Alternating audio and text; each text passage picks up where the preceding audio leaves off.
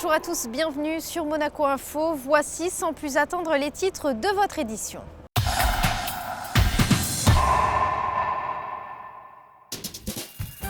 Nous commencerons ce journal avec les nouveaux aménagements des aquariums du musée océanographique. Ensuite, nous irons à l'Ambassador's Lunch consacré au Maroc. Et enfin, direction le Sporting pour y découvrir le programme du Summer Festival. Le musée océanographique vient de lever le voile sur les nouveaux aménagements de sa zone méditerranéenne. L'espace a été totalement repensé. Robert Calcagno a expliqué à Patricia Navarro dans quel état d'esprit ont été menés ces travaux de rénovation. Depuis plus de 100 ans, en fait, depuis la création du musée océanographique, la Méditerranée est un thème central des actions, des travaux, des recherches du musée océanographique. Mais les poissons de Méditerranée ne sont pas forcément les plus colorés. Donc nous avons souhaité vraiment mettre en accent cette superbe collection de poissons de la Méditerranée qui sont exposés au musée océanographique, et nous avons souhaité notamment non seulement renforcer nos populations puisque nous présentons aujourd'hui plus de 100 espèces de poissons, mais améliorer l'interface avec le visiteur avec la mise en place de produits d'appel où le mérou va nous dire « Bonjour, savez-vous que je change de sexe en vieillissant ?» Ou le poulpe va dire au visiteur « Savez-vous que j'ai 9 cerveaux et 3 cœurs ?» Ou la sèche va dire « Je suis la reine du camouflage ». Donc nous avons à la fois des accroches simples de ce niveau, mais aussi par l'intermédiaire de tablettes tactiles, des informations beaucoup plus pratiques, beaucoup plus scientifiques sur la biologie des animaux, le nom des espèces, comment ils vivent, comment ils se nourrissent, comment ils se reproduisent. Et vous allez pouvoir le voir, ces aménagements étaient au cœur d'un vaste chantier pendant plusieurs mois. Le résultat devrait séduire les visiteurs. Un reportage de Patricia Navarro. Pour offrir un espace repensé et modernisé, de longs mois de réflexion puis de réalisation auront été nécessaires. Architectes, menuisiers, maçons, électriciens, spécialistes de la communication, 10 corps de métier au total ont travaillé ensemble jour après jour et parfois même, il a fallu réaliser de véritables prouesses techniques. C'est le cas de notre grand bac à méduses qui est très impressionnant, très lourd. Donc là, c'est l'atelier, donc le service interne au musée qui a œuvré pendant de nombreuses semaines pour créer un socle, pour soutenir ce bac et ensuite pour déplacer ce bac qui était dans une précédente exposition temporaire. Tout a été prévu pour limiter la gêne que de tels travaux pourraient avoir auprès des visiteurs, mais il a fallu par-dessus tout prendre soin des nombreuses espèces qui peuplent ces aquariums. Une attention toute particulière a été apportée lors de leur transfert, l'étape certainement la plus délicate. On a été obligé de modifier des bassins, de changer des poissons de place qui étaient là depuis plusieurs années. Donc ça a demandé un travail énorme en coulisses, au niveau de la manutention, au niveau du sable, au niveau des poissons. C'était un gros travail en coulisses. En fait, les poissons, quand ils sont là depuis plusieurs années dans les bassins, ont pris leurs habitudes.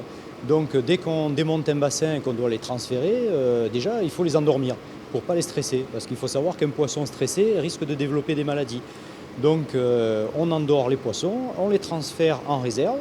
Et là, on peut refaire le bassin tranquillement. Et après, des fois, on est obligé de donc, les re-endormir en réserve pour les retransférer dans leur bassin définitif. L'ambiance générale de cet espace repensé est bleutée et mystérieuse.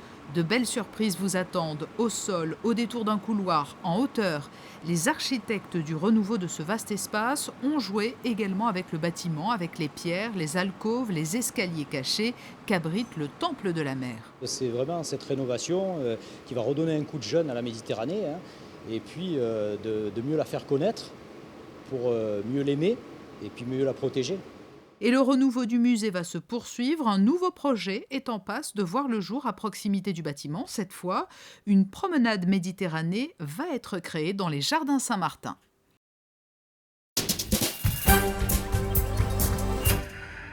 En bref, dans le reste de l'actualité, vous le voyez sur ces images, ce jeudi a eu lieu l'habituelle cérémonie de remise de lettres de créance au Palais Princier.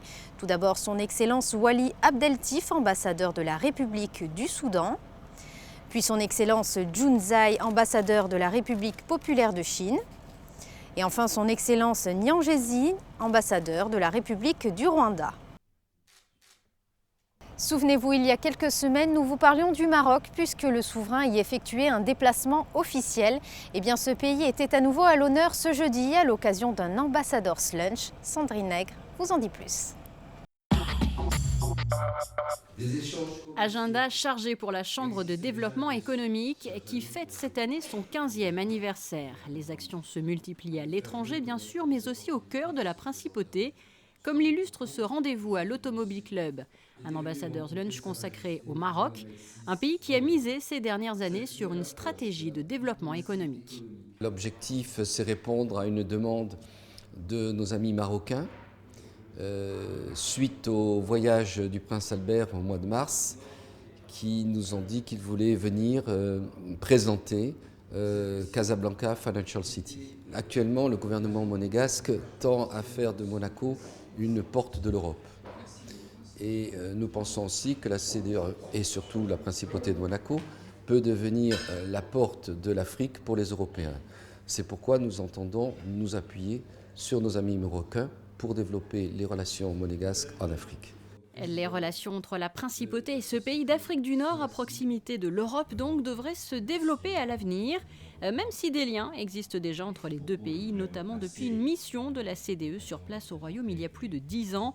Plusieurs secteurs sont susceptibles d'intéresser les entrepreneurs monégasques. On retrouve le secteur financier avec un développement bancaire, avec un développement d'un hub financier autour de Casa Finance City, avec l'ambition que le Maroc puisse se positionner, compte tenu de ses relations aussi bien avec l'Europe qu'avec l'Afrique, comme étant un point de liaison et un point d'entrée sur un certain nombre de pays. Mais il y a aussi un autre secteur peut-être où la coopération avec Monaco peut être extrêmement importante, c'est le tourisme. C'est le tourisme où le Maroc aujourd'hui vient de dépasser le cap de 10 millions de touristes, a l'ambition à l'horizon 2020 d'aller vers 20 millions de touristes, où beaucoup d'investissements sont en train de se réaliser, aussi bien au niveau des destinations traditionnelles comme Marrakech, comme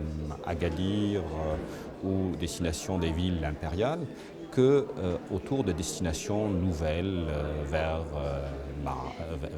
le nord, vers Tanger. Les exemples du dynamisme économique marocain ne manquent donc pas. La Casablanca Finance City en est une parfaite illustration. Cette jeune place financière marocaine occupe une position importante derrière Johannesburg. Le Maroc, qui se positionne comme hub d'entrée vers l'Afrique, a développé une plateforme financière pour faciliter l'accès à ces marchés africains à partir de Casablanca.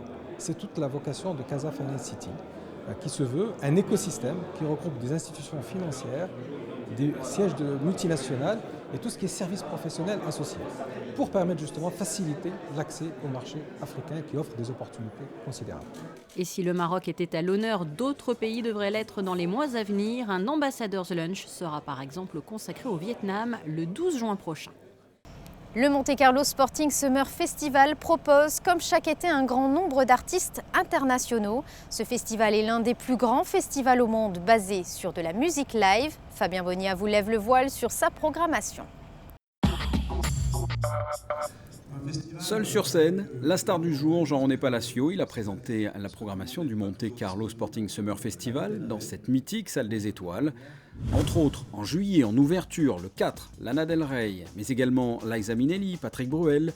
Le premier concert debout, le 23 juillet, avec deux pointures, Marcus Miller et Jeff Beck et leurs invités. Sans oublier le lendemain, le 24, les Jackson 4. Le 25 juillet, la soirée Fighteds avec comme chanteur Christophe Maé. Le 26, Elton John. Dernier concert de juillet, un concert debout, le 30, avec M, Yodelis et Olysis. On passe au mois d'août, entre autres, Boy George, Statu Quo, Bryan Adams, les Gypsy Kings, Neil Young, Texas, Julio Iglesias, Laura Pazzini, Tom Jones ou encore Malcolm Moore et Ryan Lewis, et la liste est exhaustive. La Salle des Étoiles fête cette année son 40e anniversaire. Cette programmation estivale est éclectique. L'idée, c'était de donner à la fois l'image de ce qui est notre tradition en principauté, de grandes stars, et puis d'aller vers la nouveauté. Voilà, c'est pas à dire c'est 40 ans, ça y est, on est immobile, on a eu les plus grands. Non, c'était il y a notre histoire, il y a ceux qui la font aujourd'hui et ceux qui la font demain. Donc c'est pour ça qu'on va, je vais dire, de Julio Iglesias, Paul Anka, Liza Minnelli, à Lana Del Rey, Robin Thicke, des concerts debout avec une création avec Marcus Miller et Jeff Beck et Céla Sou, qui voilà, Neil Young, Bryan Adams. Donc on est dans notre histoire, on est dans l'histoire, oui, mais en regardant vers l'avenir.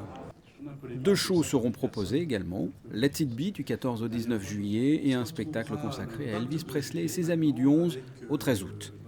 C'est vrai que c'est maintenant un peu un choix d'avoir des spectacles musicaux, donc Let It Be, qui est un spectacle qui a tourné dans le West End à Londres et à Broadway, qui est un très beau voyage dans la musique des Beatles, avec des vidéos, c'est une comédie musicale. Et puis un hommage à Elvis Presley, mais aussi à Jerry Lee Lewis et à Johnny Cash, ça c'est au mois d'août, parce que c'est le père fondateur du rock'n'roll et que vous savez très bien qu'on est le plus bel endroit rock'n'roll du monde, la Salle des Étoiles. Ça se fête à 40 ans.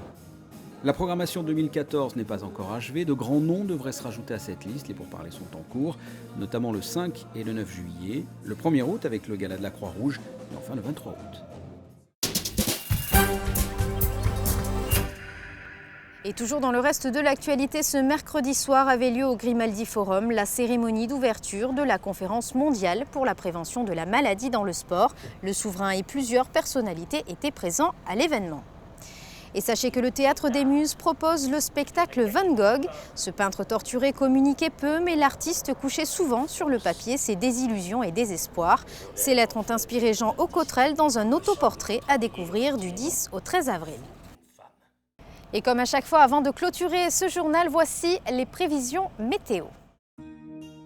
Vendredi, quelques nuages au programme avec des températures allant de 15 à 19 degrés. Samedi, un temps toujours assez nuageux et un mercure pratiquement identique à la veille. Dimanche, retour du soleil avec un thermomètre allant de 14 à 19 degrés. Et enfin lundi, un début de semaine ensoleillé avec une maximale de 20 degrés.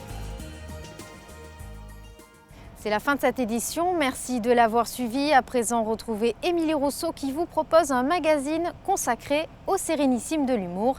À très bientôt sur Monaco Info.